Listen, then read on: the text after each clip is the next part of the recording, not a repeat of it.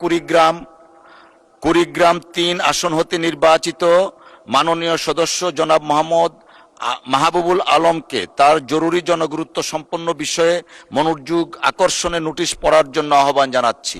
মাননীয় স্পিকার, আপনাকে ধন্যবাদ।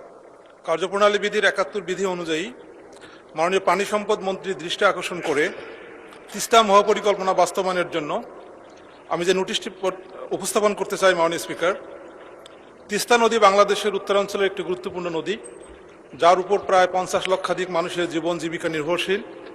প্রতি বছর বর্ষায় বন্যা ও নদী ভাঙ্গন এবং শুষ্ক মৌসুমে পানির অভাবে এই অঞ্চলের মানুষ চরম দুর্ভোগে পড়ে। তিস্তা মহাপরিকল্পনা ২০২০ সালের দিকে গুরুত্ব পায় এবং এর সমন্বিত মাস্টার প্ল্যান প্রণয়নের উদ্যোগ নেওয়া হয়। বর্তমানে প্রকল্পটি পরিকল্পনা ও অনুমোদন প্রক্রিয়া রয়েছে এবং বাস্তবায়নের জন্য আন্তর্জাতিক সহযোগিতার বিষয়ে আলোচনা চলছে। এই পরিকল্পনা বাস্তবায়িত হলে বন্যা নিয়ন্ত্রণ, পানি সংরক্ষণ, সেচ সুবিধা বৃদ্ধি এবং আঞ্চলিক উন্নয়ন ত্বরান্বিত হবে। অতএব তিস্তা মহাপরিকল্পনা দ্রুত বাস্তবায়নের জন্য আমি মাননীয় পানি সম্পদ মন্ত্রীর দৃষ্টি আকর্ষণ করছি। ধন্যবাদ মাননীয় স্পিকার। ধন্যবাদ মাননীয় সদস্য আপনাকে। মাননীয় পানি সম্পদ মন্ত্রী জনাব মোহাম্মদ শহীদউদ্দিন চৌধুরী এনিকে এই বিষয়ে তার সংক্ষিপ্ত বিবৃতি প্রদানের জন্য আহ্বান জানাচ্ছি। মাননীয় স্পিকার, আপনাকে ধন্যবাদ।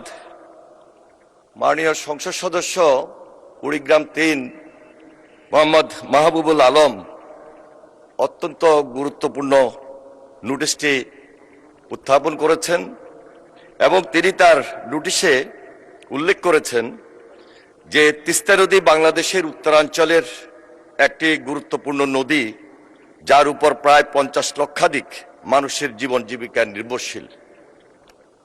তিনি অত্যন্ত দায়িত্বশীলতার সহিত এবং সচেতনভাবে এই নোটিশটি এনেছেন। মাননীয় স্পিকার, আমি তাকে অসংখ্য অসংখ্য ধন্যবাদ জানাই।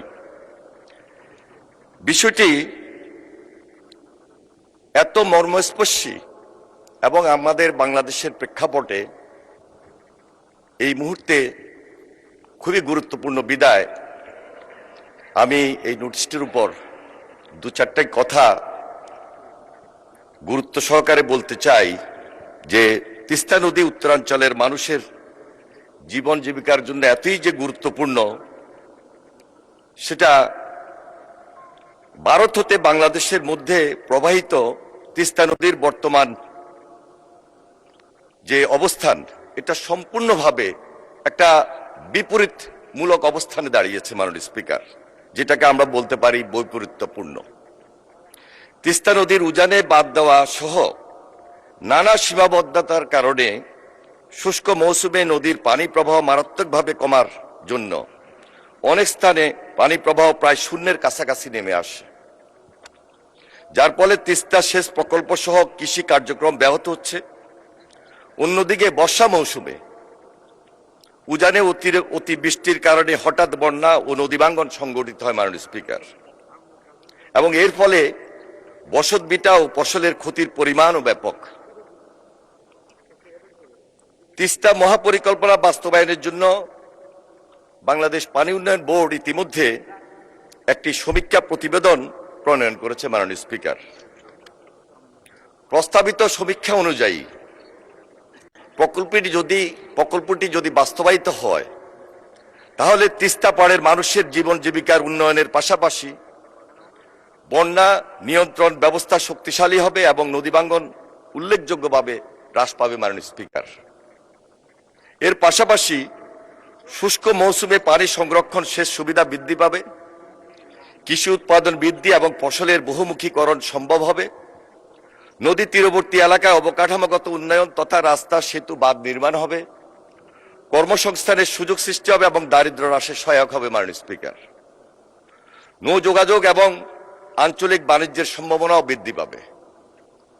সামগ্রিকভাবে উত্তরাঞ্চলের টেকসই ও সমন্বিত আঞ্চলিক উন্নয়ন নিশ্চিত হবে, এই মর্মে সমীক্ষা প্রতিবেদনের মতামতে উল্লেখ রয়েছে।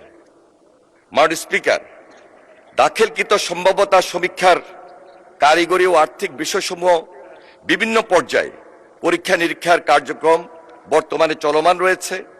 তিস্তা মহাপরিকল্পনায় জনগণের জন্য ইতিবাচক সকল কিছুরই বাস্তবায়নে সরকারের পক্ষ হতে আন্তরিক প্রচেষ্টা অব্যাহত রয়েছে। মাননীয় স্পিকার, আপনাকে ধন্যবাদ।